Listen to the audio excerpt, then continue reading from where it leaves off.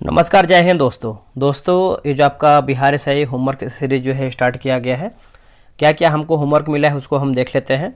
ठीक है, आप यहाँ पे देखेंगे तो कल देखिए आपका होमवर्क का अपलोड नहीं हो पाया था। देखिए दिक्कत क्या हो रहा है कि 2-3 वीडियो ही अपलोड हो सकता है, जिसमें से देखिए आपका ट्यूटोरियल चल ही रहा है। तो एक एक दिन गैप करके हम लेकर के आएंगे वीडियो, ताकि आप आराम से देख भी पाएँ। जैसे जो आपका हमारा काम मिला है आज का, जो आपका होमवर्क मिला है, कलर चेंज करेंगे ताकि आपको दिख पाए अच्छे से। जैसे जो आपका करंट अफेयर है, आपका पेज नंबर 66 से लेकर 70 तक मिला है। क्वेश्चन बैंक की बात करते हैं तो पेज नंबर 161 से लेकर 70 तक मिला है। पॉलिटी देखिए हम छोड़ेंगे, क्योंकि देखिए पॉलिटी आपका सिंपल से आपका मिला। जैसे आपका भाग 1 पढ़ के आना है, अनुच्छेद 1 से लेकर के 4 तक। तो ये तो आपको पता ही होगा कि आपका अनुच्छेद 1 में क्या है, अनुच्छेद 2 में क्या है, अनुच्छेद 3 में क्या है और अनुच्छेद 4 में क्या है। ठीक है, तो ये सब पढ़ना है, तो इसको हम छोड़ देंगे, क्योंकि 4-5 मिनट का वीडियो तो कोई मतलब नहीं होगा। जो इंपॉर्टेंट है, मतलब जो बड़ा चैप्टर, उसको हम कवर करने का प्रयास करेंगे। जैसे ज्योग्राफी में आपको पढ़ना है भारत की जलवायु, इसको हम कवर करेंगे। और हिस्ट्री में देखेंगे तो बहुत बड़ा आपका टॉपिक होता है भारतीय राष्ट्रीय कांग्रेस। कांग्रेस को हम छोड़ नहीं सकते हैं, क्योंकि कांग्रेस आपका बहुत बड़ा टॉपिक हो जाता है, सब्जेक्ट होता है, टॉपिक बोल सकते हैं। आपके एग्जाम में 1 से 2 क्वेश्चन जो है आपका यहाँ से आने की पूरा संभावना होता है, तो कांग्रेस तो पढ़ना ही पड़ेगा। ठीक है, और क्वेश्चन बैंक तो हम लेकर के ही आएंगे। तो चलिए वीडियो को शुरू करते हैं। पहला हमारा क्या है उसको हम देख लेते हैं। चलिए वीडियो को शुरू करते हैं। पेज नंबर हम देखेंगे आपका 66 से लेकर के 70 तक जो है आपका देखने का प्रयास करेंगे। ये आपका करंट अफेयर परीक्षा मंथन का आपका ये बुक है। ठीक है, चलिए पहला हमारा बोला है कि उल्लेखनीय, जिससे आगे का ये पॉइंट आपका था कि आरबीआई केवल जो है भारत में ही नहीं बल्कि विदेशों में भी सोना रखता है। सभी देशों के केंद्रीय बैंक सोने को अलग अलग जगहों पर रखना चाहते हैं ताकि जोखिम कम हो सके। और सबसे पहले तो वो सोने की जो सेफ्टी को ध्यान में रखा जाता है। ठीक है, अगला आपका है 2024 में भारतीय अर्थव्यवस्था की वृद्धि दर जो है आपका 6.5% जो है अंकटाड। देखिए 16 अप्रैल 2024 को संयुक्त राष्ट्र व्यापार एवं विकास सम्मेलन द्वारा जारी एक रिपोर्ट में भारत की अर्थव्यवस्था के वर्ष 2024 में 6.6% की दर से बढ़ने का जो है अनुमान व्यक्त किया गया है। इस रिपोर्ट के अनुसार भारत की अर्थव्यवस्था जो है आपका 2023 में 6.7% की दर से बढ़ी है, और इसके अनुसार आपका 2023 में वृद्धि हुई है। मजबूत सार्वजनिक पूंजीगत निवेश और सेवा क्षेत्र की वृद्धि से प्रेरित रही है। इस दौरान घरेलू बाजार में उपभोक्ता सेवाओं की मजबूत घरेलू मांग और व्यावसायिक सेवाओं के निर्यात के लिए सुदृढ़ बाह्य मांग से जो है आपका लाभ मिला है। अंकटाड 1964 में संयुक्त राष्ट्र महासभा द्वारा जो है स्थापित एक अस्थायी अंतर सरकारी निकाय है। इसका मुख्यालय देखेंगे तो आपका जिनेवा यानी स्विट्जरलैंड में स्थित है। 2024 में भारत की वृद्धि दर देखेंगे तो आपका 6.8% IMF 16 अप्रैल 2024 को अंतर्राष्ट्रीय मुद्रा कोष IMF द्वारा जारी विश्व आर्थिक परिदृश्य के नवीनतम संस्करण में भारत की आर्थिक वृद्धि दर जो है 2024 में 6.8% और वर्ष 2025 में 6.5% रहने का जो है अनुमान व्यक्त किया गया है। 2024 के लिए जो है आपका यह अनुमान IMF द्वारा जनवरी 2024 में जारी रिपोर्ट में अनुमानित भारत की सकल घरेलू उत्पाद जो है वृद्धि दर जो है आपका 6.6% से देखेंगे तो आपका 0.3% जो है आपका अधिक है। IMF की रिपोर्ट के अनुसार भारत विश्व की सबसे तेज गति से आपका वृद्धिशील व्यवस्था है, यानी अर्थव्यवस्था है। IMF ने इस अवधि में चीन की वृद्धि दर जो है आपका 4.6 रहने का जो है अनुमान जताया है। इस रिपोर्ट के अनुसार वैश्विक आर्थिक वृद्धि दर जो है आपका 2024 और 25 में 3.2% रहने का अनुमान है। अगला हमारा है कि कारोबार के लिए भारत सबसे भरोसेमंद स्थान। देखिए जनवरी 2024 में जारी एडेल मैने ट्रस्ट बैरोमीटर के अनुसार व्यवसाय और गैर सरकारी संगठन पर भरोसे के मामलों में भारत शीर्ष पर है, जबकि मीडिया पर विश्वास के मामले में चौथे और सरकार पर भरोसे के मामले में जो है 5वें स्थान पर है। विदित हो कि विश्व आर्थिक मंच की वार्षिक बैठक से पहले जारी एलमैन ट्रस्ट बैरोमीटर 2024 ने सरकार के प्रति अपने लोगों के भरोसे के संदर्भ में जो है आपका सऊदी अरब को शीर्ष पर रखा है। वही मीडिया में भरोसे के मामले में जो है चीन को पहला स्थान पर रखा है। अपने नियोक्ता पर भरोसा जताने के मामले में इंडोनेशिया शीर्ष पर है, जबकि भारत इस मामले में जो है दूसरे स्थान पर है। इस सर्वेक्षण में 28 देशों के 32,000 से अधिक उत्तरदाताओं को जो है शामिल किया गया है। अब देखेंगे हम इंडेक्स लिखा गया है इंडेक्सेशन, है ना, इंडेक्सेशन। केंद्र सरकार ने 24-25 के बजट में अचल संपत्तियों पर मिलने वाली इंडेक्सेशन लाभ को हटा दिया है। इसकी भरपाई के लिए लॉन्ग टर्म कैपिटल गेंस कर की दर को 20% से घटाकर जो है 12.5% जो है आपका कर दिया गया है। केंद्र सरकार के इस फैसले से आवासीय संपत्ति बेचने पर अब जो है आपका LTCG में इंडेक्सेशन यानी महंगाई को जो है समायोजित करने का जो है लाभ नहीं मिलेगा। आसान शब्दों में इसका मतलब है कि पुरानी अचल संपत्तियां बेचने पर लोगों को महंगाई समायोजन का लाभ नहीं मिलेगा, साथ ही उन्हें अधिक टैक्स का भुगतान करना पड़ेगा।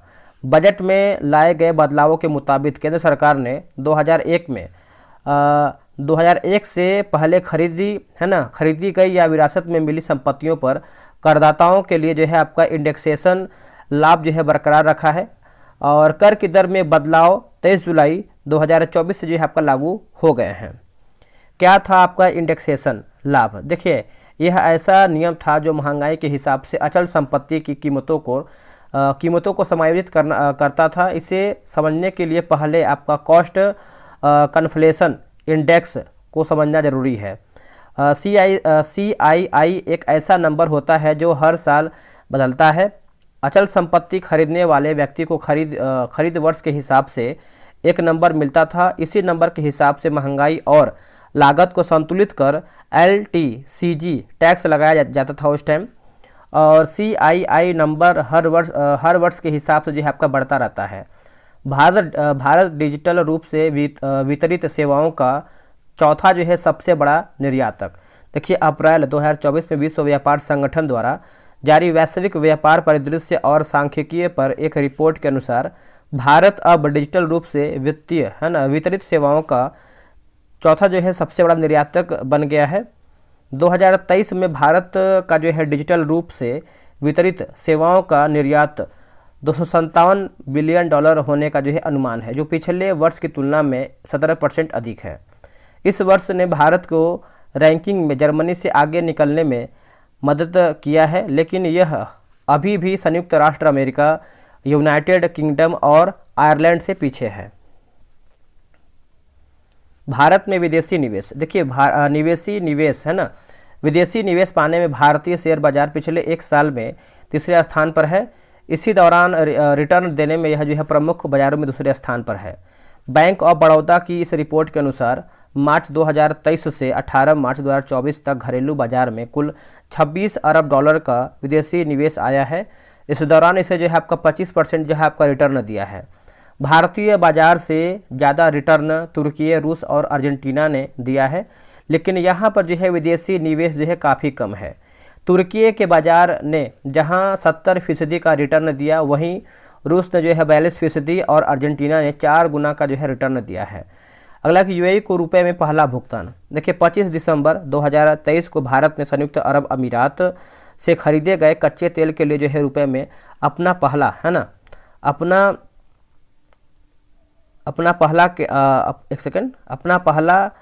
पर जो है ध्यान अपने पहला पर रखा है। वही मीडिया में सबसे भरोसे एक सेकंड आगे देखते हैं, थोड़ा हम ज़्यादा ऊपर चले गए थे। यहाँ देखिए लिखा गया है कि रुपए में अपना पहला, है ना, ठीक है, यहाँ पर है, ऊपर ही है, ये है आपका पहला जो है भुगतान किया है। विदित हो कि भारत ने जुलाई 2023 में रुपए में निपटान के लिए संयुक्त अरब अमीरात के साथ एक समझौता को औपचारिक रूप जो है दिया था। उल्लेखनीय है कि इंडियन ऑयल कारपोरेशन ने Abu Dhabi national oil company से 10 लाख जो है बैरल कच्चे तेल की खरीद का भुगतान भारतीय रुपए में किया है। ज्ञात हो कि इसके अतिरिक्त रूसी तेल भी रुपए में आयात जो है किए हैं। वैश्विक स्तर पर स्थानीय मुद्रा को बढ़ावा देने के लिए भारत की ओर से उठाया गया एक ऐतिहासिक कदम है। RBI अब तक 22 देशों के साथ रुपए में व्यापार की सहमति जो है बना चुका है। ऐसा करने से न केवल भारतीय मुद्रा का प्रचलन वैश्विक हो सकेगा, बल्कि रुपए का अंतर्राष्ट्रीय करने से जो है डॉलर की मांग को जो है कम करने में मदद मिल सकेगी। अब यहाँ पे कुछ टिप्पणियाँ दिया गया है, इसको हम देख लेते हैं। पैन 2.0 परियोजना। देखिए नवंबर 2024 में आर्थिक मामलों की कैबिनेट समिति ने आयकर विभाग के तहत पैन 2.0 परियोजना जो है को मंजूरी प्रदान किया है। इसको लागू करने के लिए सरकार द्वारा 1435 करोड़ रुपए का जो है निवेश किया जाएगा। पैन 2.0 एक गवर्नेंस परियोजना है जिसे प्रौद्योगिकी के माध्यम से करदाता पंजीकरण प्रक्रिया को आधुनिक बनाने के लिए जो है डिजाइन किया गया है। इस परियोजना का उद्देश्य जो है आपका ऑनलाइन सत्यापन सेवा के माध्यम से वित्तीय संस्थाओं, सरकारी एजेंसियों एवं केंद्र व राज्य सरकार के विभागों सहित पैन डाटा का उपयोग करने वाली सभी संस्थाओं के लिए अनिवार्य पैन डाटा वाल्ट सिस्टम स्थापित करना है। अगला कि माफ कीजिएगा टैक्टिकल इंडेक्स फंड। देखिए टैक्टिकल इंडेक्स फंड एक इंडेक्स फंड है जो रिटर्न बढ़ाने के लिए बाजार समय रणनीतियों का उपयोग करता है। इसका उद्देश्य जो है पारंपरिक इंडेक्स फंडों की तुलना में रिटर्न में सुधार करना है, जबकि सक्रिय जोखिम का जो है स्तर अभी भी कम है। भारत के दानदाताओं की सूची। नवंबर 2024 में हुरून इंडिया ने वर्ष 2023-24 में देश में परोपकारी कार्यों के लिए दान देने वाले की सूची जारी किया है। इस सूची में देश के कुल जो है 1539 अमीरों को जो है आपका शामिल किया गया है और इनमें जो है प्रत्येक की व्यक्तिगत संपत्ति 1000 करोड़ रुपए से ज़्यादा है। विदित हो कि परोपकारी कार्यों के लिए दान देने के मामले जो है आपका HCL टेक्नोलॉजीज के संस्थापक शिव नाडल पहले स्थान पर रहे हैं। देश के दूसरे सबसे अमीर कारोबारी जो है मुकेश अंबानी ने पिछले वर्ष जो है 407 करोड़ रुपए परोपकारी कार्यों के लिए जो है दिए हैं।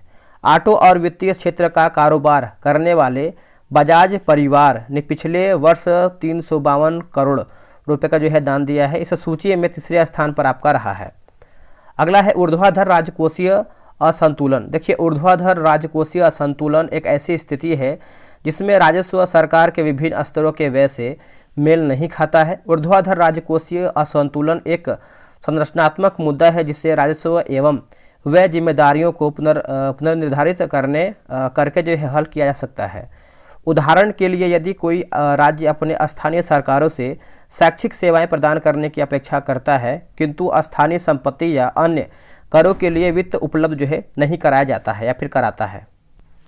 आगे है यहाँ पर देखेंगे तो यह जो है आपका ऊर्ध्वाधर असंतुलन उत्पन्न कर सकता है। अगला है कि फंडिंग विंटर। देखिए फंडिंग विंटर एक ऐसी लंबी अवधि को संदर्भित करता है जिस दौरान जो है आपका स्टार्टअप में वेंचर कैपिटल के प्रवाह में उल्लेखनीय गिरावट जो है देखी जाती है। सामान्य शब्दों में स्टार्टअप में कम पूंजी प्रवाह की एक लंबी अवधि एक वित्तीय अनिश्चितता के दौर को जो है फंडिंग जो है विंटर कहा जाता है ना। और देखिए दाल चावल फंड। देखिए दाल चावल फंड नामक पद एक सरल विश्वसनीय एवं आपका सुसंगत निवेश रणनीति का संकेत देता है जो दाल व चावल जैसे मुख्य भारतीय भोजन के समान है। यह फंड व्यापक आधार वाला म्यूचुअल फंड जो है माना जाता है जो हर समय उपयुक्त होने के साथ ही कई क्षेत्रों में विस्तृत है। आगे हमारा है डिजिटल करेंसी। देखिए डिजिटल करेंसी या ई रुपया नोट और सिक्कों का इलेक्ट्रॉनिक रूप है। डिजिटल करेंसी के इस्तेमाल के बाद से आपको नोट और सिक्कों की ज़रूरत नहीं पड़ेगी। इसे आप जो है आसानी से अपनी शॉपिंग आदि के लिए जो है इस्तेमाल कर सकते हैं। और अंतर्राष्ट्रीय वित्तीय सेवा केंद्र। देखिए IFSC एक वित्तीय केंद्र है जो घरेलू अर्थव्यवस्था के अधिकार क्षेत्र से बाहर के ग्राहकों को सेवाएं प्रदान करता है। भारत में IFSC को अंतर्राष्ट्रीय वित्तीय सेवा केंद्र प्राधिकरण द्वारा जो है विनियमित किया जाता है जो एक वैधानिक प्राधिकरण है जिसे जो है अंतर्राष्ट्रीय वित्तीय सेवा केंद्र जो है प्राधिकरण अधिनियम 2019 के तहत जो है स्थापित किया गया था। इसका मुख्यालय जो है गुजरात में गिफ्ट सिटी गांधीनगर में है। अटल पेंशन योजना वार्षिक पुरस्कार बैंक ऑफ इंडिया। देखिए बैंक ऑफ इंडिया ने लगातार दूसरे वर्ष पेंशन फंड विनियामक और विकास प्राधिकरण द्वारा जो है आपका FY 2023-24 के लिए अटल पेंशन योजना जो है आपका वार्षिक पुरस्कार जीता है। अगला है कि भूख हॉटस्पॉट। देखिए हॉटस्पॉट संसार में पाए जाने वाले मेगा डाइवर्सिटी वाले क्षेत्र हैं जहां जंतु व पादपों की जातियां बहुत बड़ी संख्या में पाई जाती हैं। ठीक उसी प्रकार जहां तीव्र खाद्य असुरक्षा बढ़ रही हो उसे जो है भूख हॉटस्पॉट की संज्ञा जो है दी जा रही है। ग्रीन स्टाम्प पेपर, देखिए हाल ही में पंजाब सरकार ने पंजाब में उद्योगपतियों को उद्योग को विकसित करने के लिए ग्रीन स्टाम्प पेपर जारी किया है। इससे जो है उन्हें उद्योग लगाने में सरलता प्राप्त होगी तथा उन्हें कई प्रकार के अप्रूवल 15 दिन के अंदर जो है प्राप्त हो जाएगी। अब यहाँ पे देखिए कुछ बॉक्स में दिया गया है जो कि इसको हम देख लेते हैं। देखिए लिपस्टिक इंडेक्स एसटी है ना, एसटी डॉलर कंपनियां, जबकि सौंदर्य प्रशासन की एक अग्रणी वैश्विक कंपनी के अध्यक्ष जो है आपका लियोनार्ड लॉडर द्वारा जो है गढ़ा गया एक आर्थिक संकेतक है। इसके अनुसार जो है आर्थिक मंदी के दौरान लिपस्टिक जैसी विलासिता की सस्ती वस्तुओं की बिक्री में वृद्धि होती है। वस्तुतः जब उपभोक्ता वित्तीय कठिनाइयों का सामना करते हैं तो वे अधिक महंगी वस्तुओं पर व्यय में कटौती कर सकते हैं। हालांकि फिर भी वे अपने मनोभाव को बेहतर बनाने के लिए जो है सौंदर्य प्रसाधनों जैसी सस्ती विलासिता वाली जो है वस्तुओं का जो है प्रयोग कर सकते हैं। अगला कि हेमलाइन इंडेक्स, यह सूचकांक जो है महिलाओं की स्कर्ट की लंबाई एवं आर्थिक प्रदर्शन के बीच एक संबंध को प्रदर्शित करता है और इसके तहत जो है यह माना जाता है कि आर्थिक उछाल के दौरान हेमलाइन बढ़ जाती है, जिसके परिणाम स्वरूप लोग छोटी स्कर्ट पहनते हैं, जबकि आर्थिक मंदी के दौरान हेमलाइन में गिरावट आती है जिसके जो है परिणाम स्वरूप लोग लंबी स्कर्ट पहनते हैं। इस अवधारणा को पहली बार अर्थशास्त्री जॉर्ज टिलर ने वर्ष 1920 के दशक में जो है प्रस्तुत किया था। अगला है कि बिग मैक इंडेक्स, यह सिद्धांत क्रय शक्ति समता एवं मुद्रा मूल्यांकन को मापने के लिए जो है विभिन्न क्षेत्रों में बिग मैक की कीमत पर जो है उपयोग करता है। बिग मैक इंडेक्स जो है हेमलाइन इंडेक्स की तुलना में अधिक मजबूत माना जाता है और यह जो है विभिन्न देशों में मुद्रा मूल्यांकन और जीवन यापन की लागत का एक जो है ठोस माप प्रदान करता है।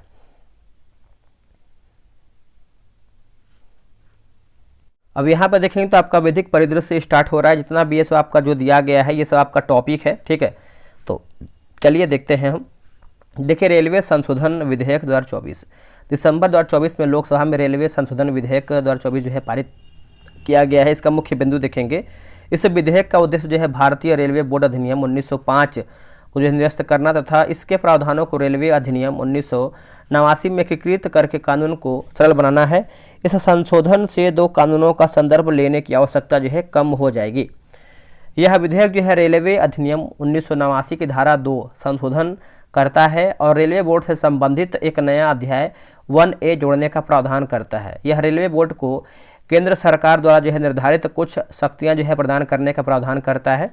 संशोधित विधेयक में जोड़े गए प्रावधान केंद्र सरकार को रेलवे बोर्ड की संरचना, सदस्यों की संख्या, उनकी सेवा शर्तें, उनकी योग्यताएं और अनुभव आदि तय करने का जो है अधिकार देते हैं। इसके अनुसार जो है केंद्र सरकार इस अधिनियम के तहत रेलवे बोर्ड को सभी या किसी रेलवे संबंध में केंद्रीय सरकार की सभी या कोई भी शक्ति जो है अथवा कार्य सौंप सकता है। साथ ही 1905 के अधिनियम के तहत नियुक्त बोर्ड के अध्यक्ष एवं सदस्य भी इस अधिनियम के तहत जो है नियुक्त माने जाएंगे। रेलवे बोर्ड पहले से ही अस्तित्व में है और यह इस विधेयक में किसी नए बोर्ड या निकाय के गठन का जो है प्रस्ताव नहीं है। इस विधेयक में परिचालन दक्षता में सुधार और शक्तियों का विकेंद्रीकरण करने संबंधी प्रावधान शामिल किए गए हैं, जिससे रेलवे जोन को अधिक स्वायत्तता जो है मिलेगी। यह विधेयक से रेलवे बोर्ड की कार्यप्रणाली में सुधार लाने के उद्देश्य को भी पूरा करता है, जिसके परिणाम स्वरूप जो है रेलवे नेटवर्क का कुशल विकास जो है हो सकेगा। आवश्यक सेवा अनुरक्षक अधिनियम। देखिए दिसंबर 2024 में उत्तर प्रदेश सरकार ने राज्य में आयोजित आगामी महाकुंभ 2025 और अन्य महत्वपूर्ण कार्यक्रमों को देखते हुए अगले 6 माह के लिए आवश्यक सेवा अनुरक्षण अधिनियम लागू कर दिया है। इसके तहत जो है राज्य सरकार के सभी विभागों, निगमों और प्राधिकरणों में सरकारी कर्मचारियों की हड़ताल पर 6 माह की अवधि के लिए जो है प्रतिबंध लगा दिया गया है। आवश्यक सेवा अनुरक्षण अधिनियम के बारे में देखिए विदित हो कि उत्तर प्रदेश आवश्यक सेवा अनुरक्षण अधिनियम राज्य विधायिका द्वारा वर्ष 1966 में जो है पारित किया गया था। इस अधिनियम का उद्देश्य राज्य में कुछ आवश्यक सेवाओं, ऐसी सेवाएं जिनके बाधित होने से सामान्य जनजीवन प्रभावित होता है, जैसे सार्वजनिक परिवहन, स्वास्थ्य सेवाएं की उपलब्धता जो है सुनिश्चित करना है। अगला कि यह अधिनियम जो है आवश्यक सेवाओं में शामिल नियोजकों एवं श्रमिकों को कार्य करने से मना करने या हड़ताल करने पर प्रतिबंध व उल्लंघन करने पर जो है जुर्माने का प्रावधान भी करता है। बैंकिंग कानून संशोधन विधेयक 2024 दिसंबर 2024 में लोकसभा ने बैंकिंग कानून यानी संशोधन विधेयक 2024 जो है पारित किया है। और मुख्य बिंदु की बात करते हैं तो यह विधेयक जो है निम्नलिखित कानूनों में संशोधन करने का प्रस्ताव, जैसे भारतीय रिजर्व बैंक अधिनियम 1934, बैंकिंग विनिमय अधिनियम 1949, भारतीय स्टेट बैंक अधिनियम 1955। चलिए आखिरी हमारा ये पेज है, बैंकिंग कंपनियां उपक्रमों का अधिग्रहण और हस्ताक्षरण अधिनियम 1970, बैंकिंग कंपनियां उपक्रमों का अधिग्रहण और हस्तांतरण अधिनियम 1980। इस विधेयक में संशोधन का उद्देश्य बैंकों को सुरक्षित, स्थिर और स्वस्थ रखना है। इसमें देखेंगे यानी इसमें ग्राहकों के लिए बैंकिंग को और आसान किया जाएगा। इसमें बैंक व्यवस्था में सुधार और निवेशक सुरक्षा को बढ़ावा दिया जाएगा। इससे देखेंगे तो परिवारों के लिए धन वितरण सरल होगा और प्रक्रियात्मक देरी जो है कम होगी। अगला कि बोन ऑसिफिकेशन टेस्ट। देखिए व्यक्ति की वास्तविक आयु का पता लगाने के लिए बोन ऑसिफिकेशन टेस्ट किया जाता है। इससे जो है किशोर न्याय अधिनियम के तहत मुकदमा चलाने से लेकर खेल प्रतिस्पर्धा में भाग लेने के लिए किसी भी संदेह की स्थिति में वास्तविक आयु का जो है परीक्षण किया जाता है। विदित हो कि इसको यानी अस्थिकरण परीक्षण जो है भी कहते हैं। अगला है कि ऑसिफिकेशन की प्रक्रिया क्या है देखेंगे। देखिए ऑसिफिकेशन अस्थियों के निर्माण की प्रक्रिया है ना, प्राकृतिक प्रक्रिया है। यह प्रक्रिया भ्रूण के प्रारंभिक विकासात्मक चरण से शुरू होकर किशोरावस्था के अंतिम चरण तक जो है जारी रहती है। हालांकि प्रत्येक व्यक्ति में यह प्रक्रिया थोड़ा भिन्न होती है। इसके तहत अस्थियों के विकास के चरण के आधार पर व्यक्ति की अनुमानित आयु को जो है निर्धारित किया जा सकता है। अगला कि ऑसिफिकेशन के दौरान शरीर की विभिन्न अस्थियां जो है आपका कैल्सिफिकेशन या कठोर होने की प्रक्रिया से गुजरती हैं, क्योंकि कैल्शियम एवं फास्फोरस जैसे खनिज अस्थियों के मैट्रिक्स में जो है जमा हो जाते हैं। व्यक्ति की आयु बढ़ने के साथ साथ अस्थियों के निर्माण की दर धीमी हो जाती है और अंततः अस्थियां जो है अधिक नाजुक हो जाती हैं और फ्रैक्चर होने का खतरा जो है रहता है। इस प्रक्रिया की पूर्वानुमानित प्रकृति कारण जो है विशिष्ट अस्थियों में ऑसिफिकेशन के स्तर डिग्री के आधार पर जो है किसी व्यक्ति की आयु का जो है अनुमान जो है लगाया जाता है। क्या है बोन ऑसिफिकेशन टेस्ट? देखिए बोन ऑसिफिकेशन टेस्ट नामक चिकित्सीय प्रक्रिया को प्रायः यानी एपिफिशियल फ्यूजन टेस्ट के नाम से दोस्तों जो है इसको जाना जाता है। इस परीक्षण का उपयोग यह अस्थि के संचयन की अस्थिर डिग्री का विश्लेषण करके किसी व्यक्ति की आयु का जो है अनुमान लगाने के लिए जो है किया जा सकता है। इसमें देखेंगे तो हाथों एवं कलाई जैसी कुछ अस्थियों का एक्सरे लिया जाता है ताकि कंकाल व जैविक विकास का पता लगाया जा सके। इन छवियों की तुलना मानव विकास के एक्सरे से की जा सकती है, जो आयु निर्धारित करने में जो है सहायता कर सकता है, मतलब देख करके कि किसका आयु जो है कितना है। ठीक है, ये आपका व्यवस्था यहाँ से मालूम चलेगा। इसके लिए जो है शरीर की कुछ विशिष्ट अस्थियों जैसे क्लेविकल है ना, क्लेविकल हो जाएगा, ओरोष्टी हो जाएगा एवं श्रोणी का एक्सरे जांच किया जाता है। इन अस्थियों का चुनाव जो है आपका इसलिए किया जाता है क्योंकि आयु बढ़ने के साथ इनकी संरचना में सबसे अधिक जो है परिवर्तन आते हैं।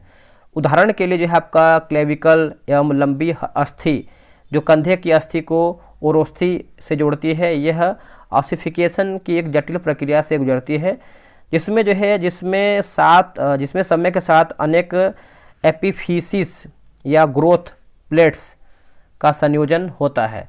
विशेषज्ञ इस आधार पर व्यक्ति की आयु का अनुमान लगा सकते हैं कि कौन सी ग्रोथ प्लेट्स जुड़ी हुई हैं और कौन सी नहीं।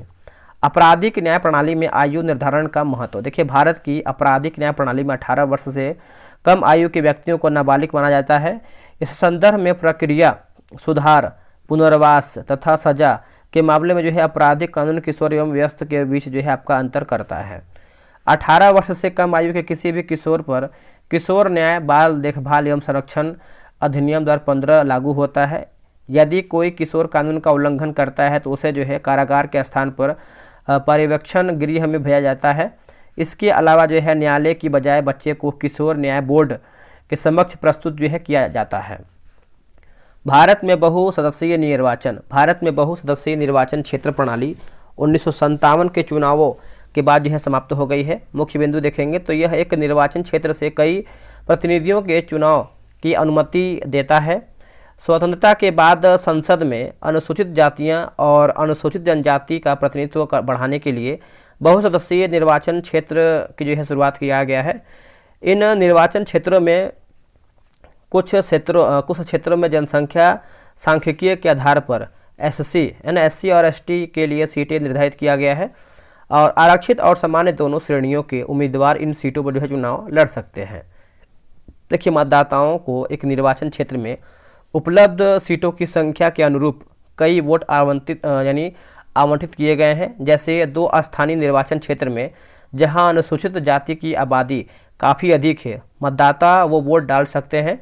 प्रत्येक पार्टी एक सामान्य और एक अनुसूचित जाति के उम्मीदवार को नामांकित कर सकती है और चुनाव में पहले स्थान पर आने वाले उम्मीदवार के सिद्धांत का जो है पालन किया जाता है। जहां 2 सबसे अधिक वोट पाने वाले उम्मीदवार जो है लोकसभा में सीटें जो है जीतते हैं। अब देखिए यहाँ पर हमारा जो है 70 तक समाप्त हो गया है। चलिए आगे हमारा सब्जेक्ट देखेंगे। दोस्तों, अगला जो हमारा होने वाला है ये आपका जियोग्राफी से देखेंगे तो आपका भारत का जलवायु है। और देखिए आप सभी लोग से रिक्वेस्ट करेंगे कि देखिए बिहार दरोगा जो आपका ज्ञान बिंदु का नोट्स है, किसी के पास मतलब जिसके पास पूरा नोट्स होगा वो हमें व्हाट्सएप पे मैसेज मतलब पीडीएफ भेज सकते हैं, जिसके पास पीडीएफ फॉर्म में होगा। ठीक है, ऐसे क्या होता है कि जैसे होमवर्क सीरीज होता है तो अगर हम नोट से करवाएंगे तो बेहतर होगा, क्योंकि देखिए जो हमारे पास नोट्स नहीं होता है तो हम जो है दृष्टि क्विक बुक का जो है सहारा लेते हैं, लेकिन ये है कि टॉपिक आपको पूरा करवाते हैं। लेकिन मैं सोच रहा हूँ कि अगर नोट्स प्रॉपर हो हमारे पास तो क्यों ना हम नोट से ही करवाएं। तो नोट्स में सेलेक्टेड है जो सही है वही चीज़ लिखा गया है। तो चलिए हम इसको देख लेते हैं। देखिए जलवायु देखेंगे तो देखिए बोला है पहला हमारा है कि भारत की जलवायु जो है उष्णकटिबंधीय मानसूनी जलवायु है। और जलवायु किसी भी क्षेत्र में लंबे समय तक जो मौसम की स्थिति होती है उसे जो है उसे ही जलवायु कहते हैं। मौसम किसी भी क्षेत्र में कुछ घंटा, कुछ दिन या कुछ सप्ताह तक जो वायुमंडलीय दशा होती है उसे जो है हम मौसमीय यानी मौसम कहा जाता है। मानसून की बात करते हैं तो मानसून अरबी भाषा के मौसम से बना है जिसका शाब्दिक अर्थ देखेंगे तो आपका ऋतु होता है। और मानसूनी पवन, देखिए मानसूनी पवन जो है उस पवन को कहते हैं जो ऋतु में परिवर्तन के साथ अपनी दिशा में जो है परिवर्तन कर लेती है। भारत में 2 प्रकार के मानसून होते हैं, जैसे आपका दक्षिणी पश्चिमी मानसून और उत्तर पूर्वी मानसून। तो दक्षिण पूर्वी यानी दक्षिण पश्चिमी मानसून की बात करते हैं तो इस मानसून की उत्पत्ति जो है भारत के दक्षिणी पश्चिमी भाग से होती है, जिस कारण जो है इससे दक्षिणी पश्चिमी मानसून कहते हैं। इस पवन को उत्पत्ति ग्रीष्म ऋतु में हिंद महासागर अर्थात जलीय भाग में होती है या फिर जलीय भाग से होती है, जिस कारण जो है इस पवन में नमी की मात्रा जो है होती है, इसलिए जो है यह पवन भारत में वर्षा कराती है। नोट, भारत में सर्वाधिक वर्षा जो है दक्षिणी पश्चिमी मानसून से ही होता है। मानसून प्रस्फोट यानी मानसून ब्रस्ट, भारत में मानसून का आगमन जो है जून के प्रथम सप्ताह में केरल के तट पर होता है। इसी घटना को जो है मानसून प्रस्फोट कहते हैं। मानसून विच्छेद, वर्षा ऋतु में वर्षा का रुक रुक कर होना जो है मानसून विच्छेद कहलाता है। उत्तर पूर्वी मानसून, इसकी उत्पत्ति जो है भारत के उत्तरी पूर्वी मानसून यानी उत्तरी पूर्वी भाग से होता है, जिस कारण जो है इसे उत्तरी पूर्वी मानसून कहते हैं। इसकी उत्पत्ति जो है हिमालय पर्वत से होती है अर्थात स्थलीय भाग से होती है, जिस कारण जो है इसमें जो है नमी नहीं होता है, इसलिए यह मानसूनी पवन वर्षा जो है नहीं कराती है। आगे हमारा देखेंगे तो नोट में दिया गया है, नोट 1 है कि उत्तर पूर्वी मानसून या लौटता हुआ मानसून के कारण ही तमिलनाडु के तट पर जाड़े के दिनों में वर्षा होती है। दूसरा देखेंगे तो दक्षिण पश्चिम मानसून की दिशा उत्तर पूर्व की ओर होती है तथा उत्तर पूर्वी मानसून की दिशा जो है दक्षिण पश्चिम की ओर होती है। मानसून निवर्तन की बात करते हैं तो मानसून के लौटने की घटना को जो है मानसून निवर्तन कहते हैं। दक्षिणी पश्चिमी मानसून जलीय भाग से स्थलीय भाग की ओर जो है चलती है तथा उत्तरी पूर्वी मानसून जो है स्थलीय भाग से जलीय भाग की ओर चलती है। भारत में शरद ऋतु या शीत ऋतु में जो है वर्षा 2 क्षेत्रों में होता है, उत्तरी पश्चिमी भारत और दक्षिणी पूर्वी भारत। देखिए पश्चिमी विक्षोभ की बात करते हैं, जेट प्रवाह, इसकी उत्पत्ति जो है भूमध्य सागर से होती है। यह पूरब की ओर बहती है तथा काला सागर और कैस्पियन सागर से नमी प्राप्त करती है।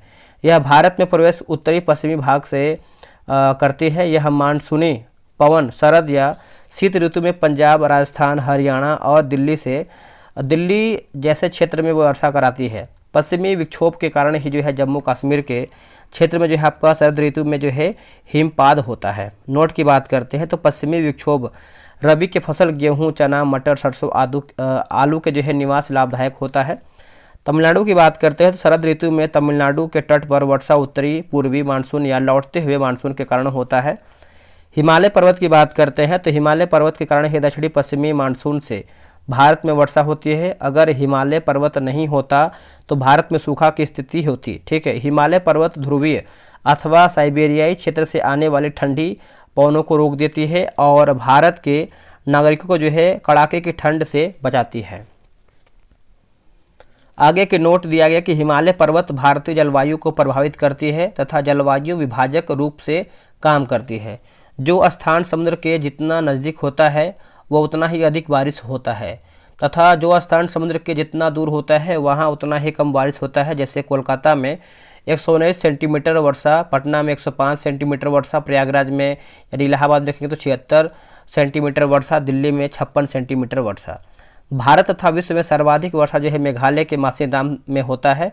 मासिनराम में वर्षा जो है दक्षिण पश्चिमी मानसून के बंगाल की खाड़ी शाखा से होता है 1141 सेंटीमीटर। भारत में औसत वार्षिक वर्षा की बात करते हैं तो 125 सेंटीमीटर होता है। भारत में सबसे कम वर्षा जो है लद्दाख लेह में होता है 30 से 40 सेंटीमीटर। भारत का सबसे गर्म स्थान की बात करते हैं राजस्थान का बीकानेर बिरयावली है। भारत का सबसे ठंडा स्थान की बात करते हैं तो लद्दाख है। भारत का सबसे ठंडा मरुस्थल की बात करते हैं तो सियाचिन है। भारत का सबसे ठंडा मरुस्थल की बात करते हैं थार मरुस्थल है। भारत का सबसे सफ़ेद मरुस्थल की बात करते हैं तो कच्छ का रण हो जाएगा।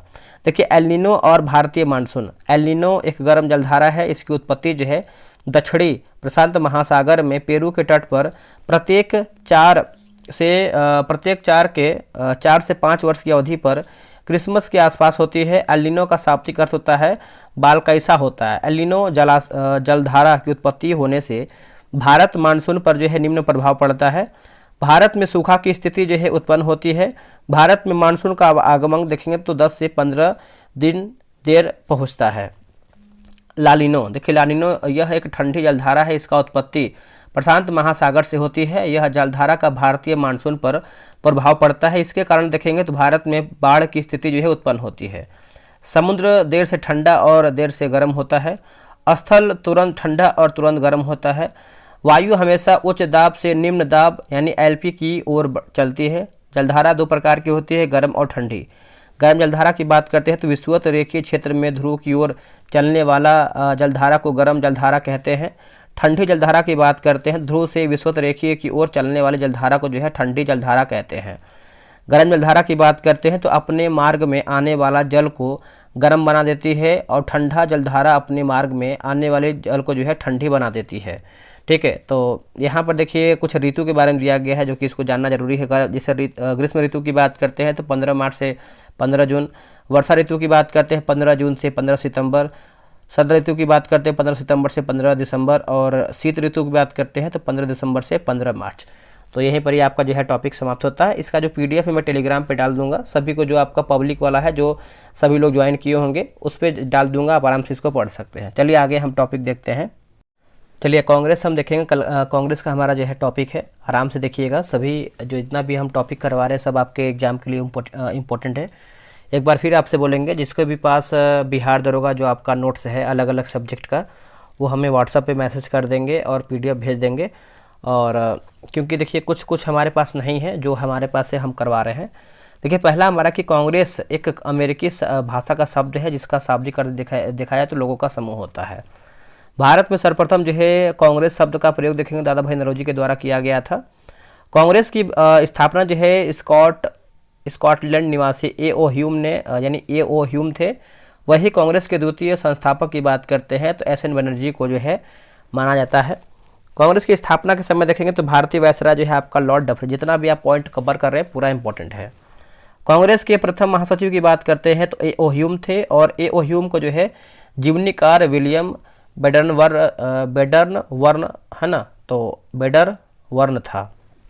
प्रमुख अधिवेशन देखेंगे। प्रथम अधिवेशन की बात करते हैं तो कांग्रेस का जो पहला अधिवेशन है दोस्तों, आपका पहला अधिवेशन जो 1885 में बम्बई में आयोजित हुआ था। इस अधिवेशन की जो अध्यक्षता है बीसी बनर्जी के द्वारा जो है किया गया था। इस अधिवेशन में कुल 72 प्रतिनिधियों ने यानी 72 सदस्यों ने भाग लिया था, जिसमें जो है वकील, डॉक्टर, प्रोफेसर, इंजीनियर शामिल थे और सर्वाधिक देखेंगे तो आपका 39 जो है वकील थे। अधिवेशन में कुल जो है 9 प्रस्ताव पारित हुए। आपका ब्रिटिश हाउस ऑफ कॉमन्स के चुनाव लड़ने वाले प्रथम भारतीय जो है आपके बीसी बनर्जी हुए, जो चुनाव हार गए। नोट की बात करते हैं तो यहाँ पर देखेंगे तो आपका एसएन बनर्जी एक ऐसे राजनेता हुए जिनका कांग्रेस की स्थापना में महत्वपूर्ण योगदान रहा, लेकिन वे कांग्रेस के प्रथम अधिवेशन में जो है शामिल नहीं हुए। दूसरा अधिवेशन की बात करते हैं तो कांग्रेस का दूसरा अधिवेशन जो है 1886 में कलकत्ता में हुआ था और इस अधिवेशन की अध्यक्षता दादा भाई नौरोजी ने किया था। ये पारसी समाज से संबंधित है। यह कांग्रेस का जो है प्रथम पारसी अध्यक्ष थे। इस सम्मेलन के दौरान जो है भारतीय वायसराय लॉर्ड डफरिन ने कांग्रेस के सम्मेलन में भाग लेने वाले सदस्यों को भोजन करवाया, जिसे जो है आपका गार्डन पार्टी कहा जाता है। ध्यान रहे कि इस गदर पार्टी में एसएन बनर्जी जो है भाग नहीं लिए थे। अब यहाँ पर देखिए गदर पार्टी लिखा गया है, यहाँ पर देखेंगे तो गार्डन पार्टी लिखा गया है। ठीक है, तो आगे बढ़ेंगे, टाइप मिस्टेक है। देखिए तीसरा अधिवेशन की बात करते हैं तो कांग्रेस का जो तीसरा अधिवेशन 1887 में मद्रास में हुआ था और इस अधिवेशन की जो अध्यक्षता है बदरुद्दीन तैयब जी ने किया था। ये कांग्रेस के प्रथम मुस्लिम अध्यक्ष हुए जिन्होंने कांग्रेसी बनो का जो है नारा दिया था।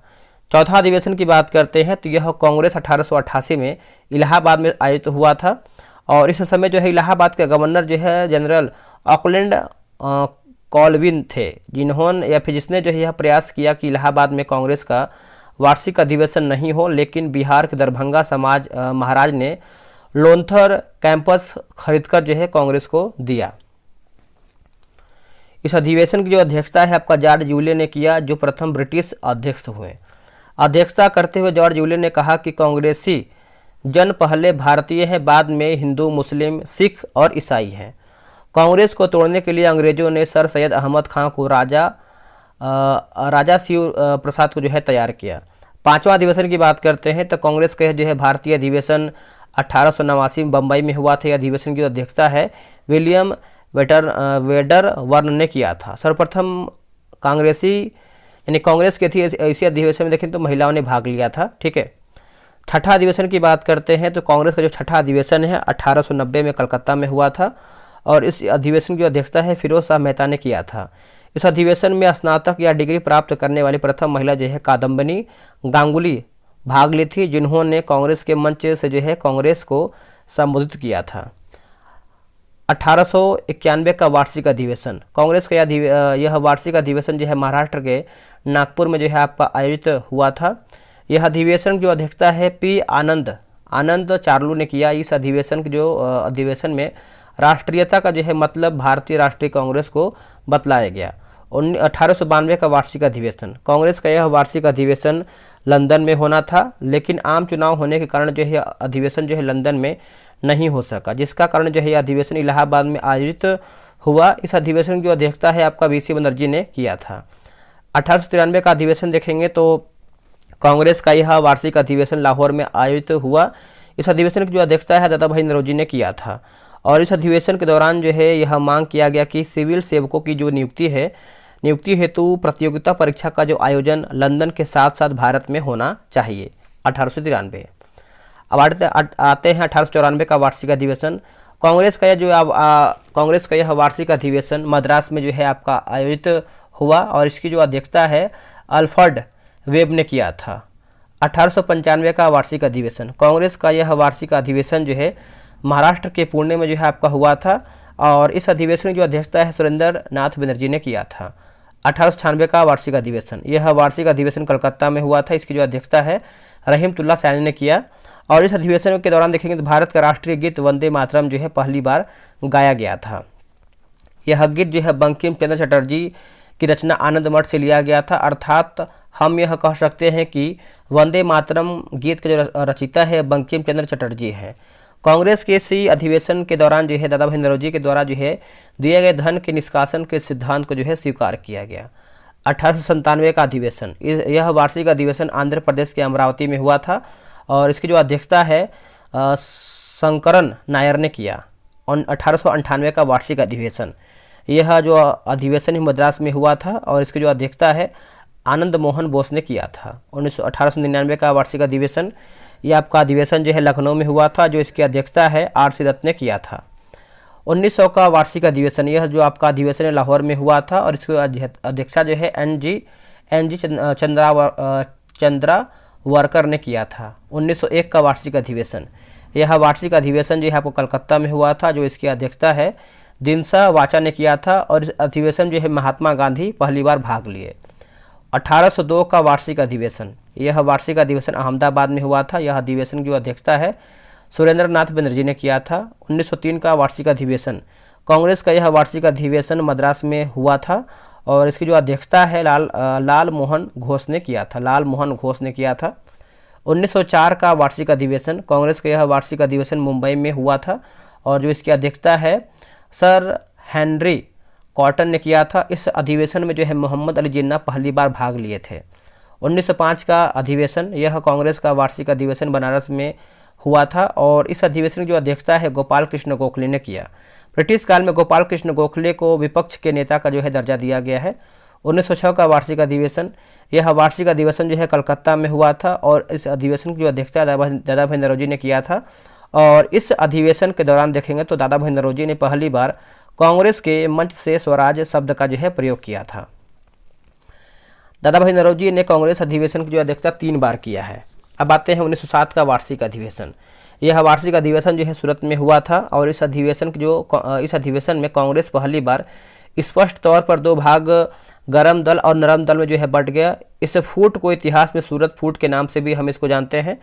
अंततः इसी अधिवेशन की अध्यक्षता है रास बिहारी घोष ने किया था। ठीक है, और कांग्रेस के उग्रवादी विचारधारा के नेता जो है 1907 के सूरत अधिवेशन का जो अध्यक्ष बाल गंगाधर तिलक या लाला लाजपत राय को जो है बनाया गया, यानी लाला लाजपत राय को जो है बनाना चाहते थे। 1908 का वार्षिक अधिवेशन, यह वार्षिक अधिवेशन जो है मद्रास में हुआ था और इसकी जो अध्यक्षता है रास बिहारी बोस ने किया। कांग्रेस के इसी अधिवेशन के दौरान देखेंगे तो कांग्रेस के लिए जो है संविधान का जो है निर्माण किया गया।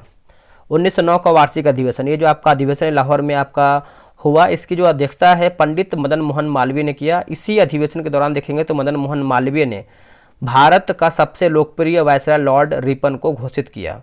1910 का वार्षिक अधिवेशन, यह वार्षिक अधिवेशन इलाहाबाद में हुआ था, जो इसकी अध्यक्षता है विलियम वेडर वर्न ने किया। 1911 यह वार्षिक अधिवेशन कलकत्ता में हुआ था, जो इसकी अध्यक्षता है पंडित विशन नारायण धर ने किया। कांग्रेस के इसी अधिवेशन के दौरान देखेंगे तो पहली बार भारत का राष्ट्रगान जन गण मन गाया गया था। इसकी जो रचना है रविन्द्रनाथ टैगोर ने किया था। 1912 का वार्षिक अधिवेशन, यह वार्षिक अधिवेशन जो है पटना के बांकीपुर में आपका हुआ था और इसकी जो अध्यक्षता है R.N. माधोलकर ने किया था।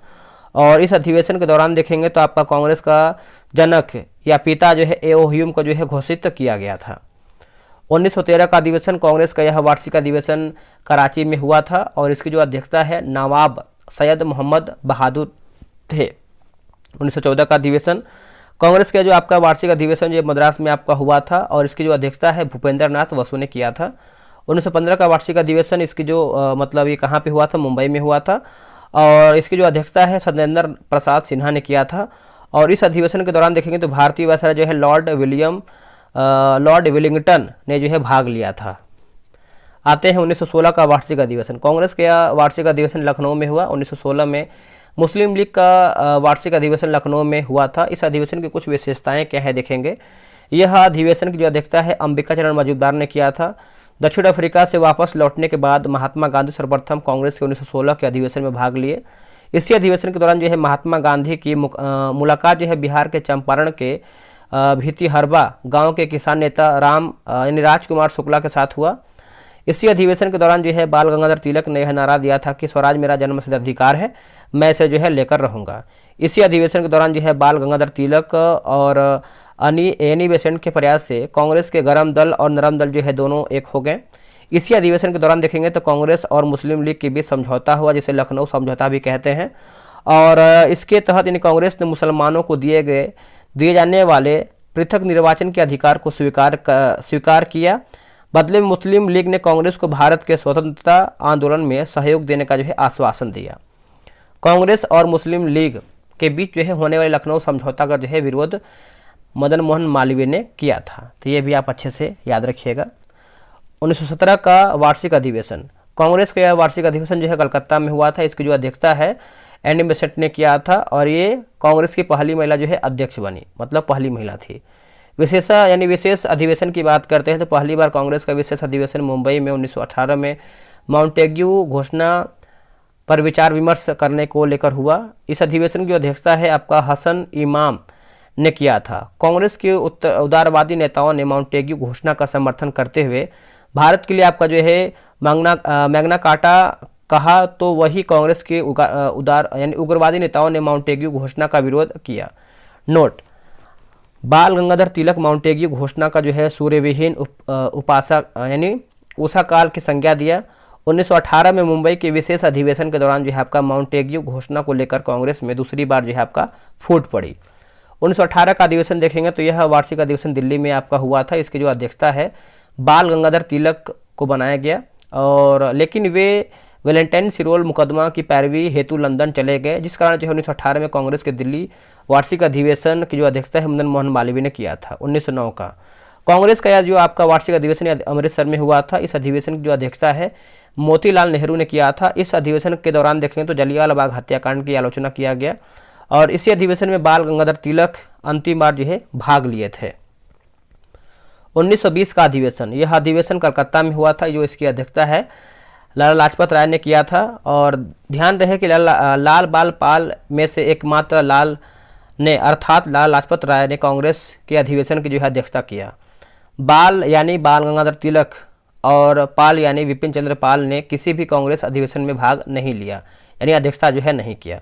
1920 का वार्षिक अधिवेशन, यह कांग्रेस का वार्षिक अधिवेशन महाराष्ट्र के नागपुर में आपका हुआ था। इसकी जो अध्यक्षता है विजय राघवाचार्य ने किया था। कांग्रेस के इस अधिवेशन के दौरान देखेंगे तो सर्वसहमति से सहयोग यानी असहयोग आंदोलन चलाए जाने का जो है प्रस्ताव जो है पारित किया गया। 1921 का वार्षिक अधिवेशन, कांग्रेस का यह वार्षिक अधिवेशन जो है अहमदाबाद में हुआ। इस अधिवेशन की जो अध्यक्षता है हकीम अजमल शाह ने किया था।